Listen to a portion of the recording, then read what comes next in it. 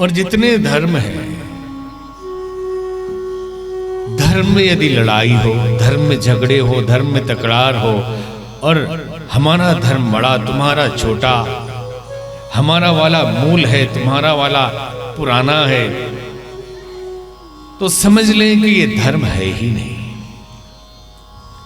कि धर्म में लड़ने के लिए कोई गुंजाइश नहीं। जहां सारे झगड़े, सारे तनाव, सारे द्वंद्व नष्ट हो जाते हैं और संभाव आ जाता है, वहां से धर्म शुरू होता है। योग के लिए कहा जाता है योगश्चित्त वृत्ति निरोधा, जीव और ब्रह्म का मिलन योग है।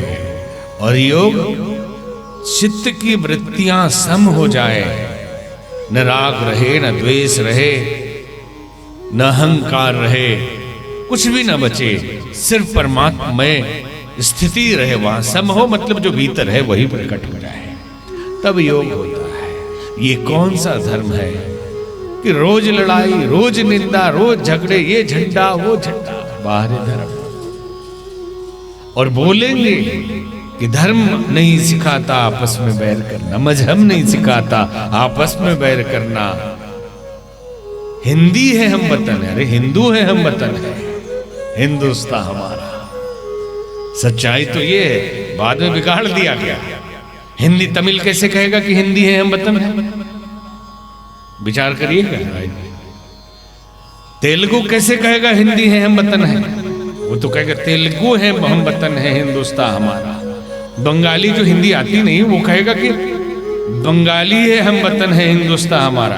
और सार्वभौम कैसे हो गया? हिंदी है हम वतन है, राष्ट्रभाषा है, गौरव लायक है, कोई बुरी बात नहीं। लेकिन सच्चाई है कि वो हिंदी नहीं, वो हिंदू है। हिंदू है हम वतन है, हिंदुस्तान हमारा, सारे जहां से अच्छा हिंदुस्तान हमारा। इसलिए कि लड़ते नहीं हैं। इतिहास गवाह है कि इतने आक्रमण हुए, कभी हिंदुस्तान के लोग गए किसी देश पे आक्रमण करने? अगर गए भी हैं तो धर्म प्रचार करने, वो भी कौन? बौद्ध लोग गए, चाइना, जापान, थाईलैंड, बौद्ध भिक्षु गए धर्म के प्रचार के लिए, कब्जा करने के लिए कभी नहीं गए। लोग अपने अपने धर्मों को कहते हैं कि सहनशीलता का धर्म है, शांति का धर्म है। किसी धर्म की निंदा नहीं की जा रही, सिर्फ एक दृष्टि दी जा रही है। विचार आप करना कि शांति का धर्म और कत्ल इतने, शांति का धर्म और तकरार इतना।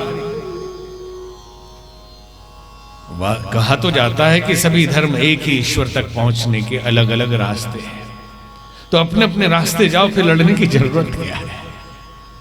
अपने अपने रास्ते जाइए, किसने रोका है? और सच्चाई भी है कि, और इसमें दिक्कत क्या है? दिक्कत यह है कि धर्म को जो लोग जानते हैं वो तो हर मजहब वाले सही धर्म के रास्ते पे जाते, किसी भी धर्म का हो, लेकिन जो धर्म को नहीं समझते वो लड़ाई करते हैं। तो कहां समझ नहीं आ रही है? धर्म के 3 स्वरूप को समझ लीजिए। आज बोलने की इच्छा नहीं थी कि प्रसंग बहुत है, लेकिन ज्वलंत मुद्दा है, ये भी समझाना संतों का कार्य है।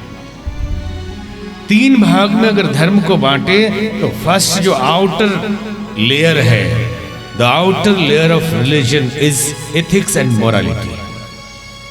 नीति नियम, नैतिकता, रीति रिवाज, उठना बैठना, खाना पीना, कैसे बैठे कैसे चले, क्या करें, ये बाहर का स्वरूप है। उसके भीतर वाले को कहते हैं मेटाफिजिक्स, तत्व ज्ञान। जीव, ब्रह्म और प्रकृति के अंतर संबंधों को जिसने समझ लिया वो तत्व ज्ञानी है। और आध्यात्म इज रियल रिलीजन, जो आत्म तत्व को और परमात्म तत्व को जान लिया वही आध्यात्मवादी है।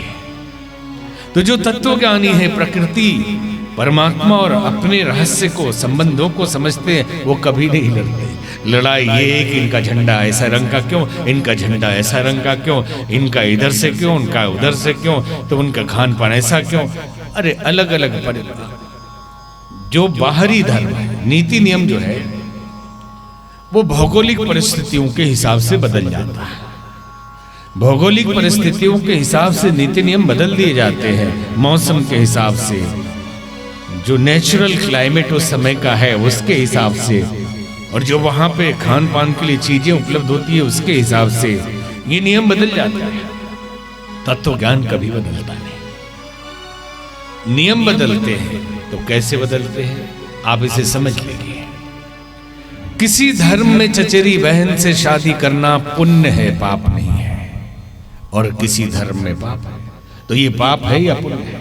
न ये पाप है न पुण्य है। अलग अलग परिस्थिति और अलग अलग तरीके के लोगों के लिए नियम है। ये न पाप है न पुण्य है उन लोगों के लिए जो इस मत को मानते उनके लिए ठीक है, और जो उस मत को नहीं मानते उनके लिए ठीक नहीं है। मंदिर में जूते पहन के जाना पुण्य है या पाप है? आप बताना, बताइएगा हाँ या नहीं। क्या है? मंदिर में जूते पहन के जाना चाहिए? नहीं जाना चाहिए, महापाप है। लेकिन पादरी मंदिर में जूते पहन के जाता है, अपने चर्च में वो प्रेयर करने, प्रार्थना करने, टाई सूट जूता लगा के, तो क्या उसे भगवान नहीं मिलते हैं? उसे भी भगवान मिलते हैं। लेकिन वहां जहां वो धर्म पैदा हुआ, संप्रदाय पैदा हुआ, वहां ठंड इतनी थी -डिग्री की, खाली पैर और बार बार पैर धो के जाए तो बीमार पड़ जाएगा वो। इसलिए कहा जूते पहन के जाइए, ये नियम है, ये हमारे धर्म का नियम है। आप जूते पहन के प्रेयर कर सकते हैं। तो इंडिया में जहां गर्मी पड़ती है 46 डिग्री गर्मी के मौसम में, वहां भी पादरी जूते पहन के जा रहे हैं प्रेयर करने। अरे यहां तो खोल लो। आप जाएंगे इंग्लैंड के भी मंदिरों में तो बेचारे पुजारी लोग मोटे मोटे मोजे पहने रहते हैं, जूता ना पहने लेकिन मोजे पहने रहते हैं कि ठंड ना लगे। तो नियम बनाए गए थे वहां के लिए, जहां ठंड बहुत है वहां जूता पहन के जा सकते, लेकिन यहां भी जूता पहनेंगे। तो ये मूढ़ मान्यता हो गई ना। जिस परिवेश में जिस संप्रदाय की उत्पत्ति हुई, वहां की जो भाषा थी, वो नियम कानून उस भाषा में लिखे गए। तो आप कहें कि वेद फारसी में क्यों नहीं है?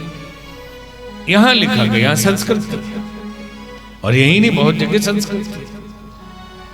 और आप कहें कि कुरान संस्कृत में पहले से ही क्यों नहीं है, तो भी गड़बड़ी होगी, वहां संस्कृत कम थी। या इंग्लिश में क्यों नहीं है वेद पहले से ही? जहां जैसी भौगोलिक परिस्थिति थी, खान पान भी इसी कारण है। जहां गर्मी पड़ती है वहां के लोग ठंडा चीज ज्यादा खाते हैं, जहां सर्दी पड़ती है वहां के लोग गर्म चीज ज्यादा खाते हैं। तो जो संप्रदाय जिस परिवेश में पैदा हुआ, वहां खान पान में भी धार्मिक नियम आ गया कि ये हमारे धर्म का नियम है, ये खाना चाहिए, नहा के ही पूजा करनी चाहिए, ये है ना नियम। अब जाइए बर्फ वाले क्षेत्र में, कितना नहाएंगे आप? नहीं, 3 बार नहाना चाहिए। मंदिर में घुसने से पहले वहां पानी का एक बना रहना चाहिए, पैर पहले उसमें डालिए, फिर आप मंदिर में जाइए। कनाडा में चले जाइए, बर्फ में पानी लगा के घुसिए।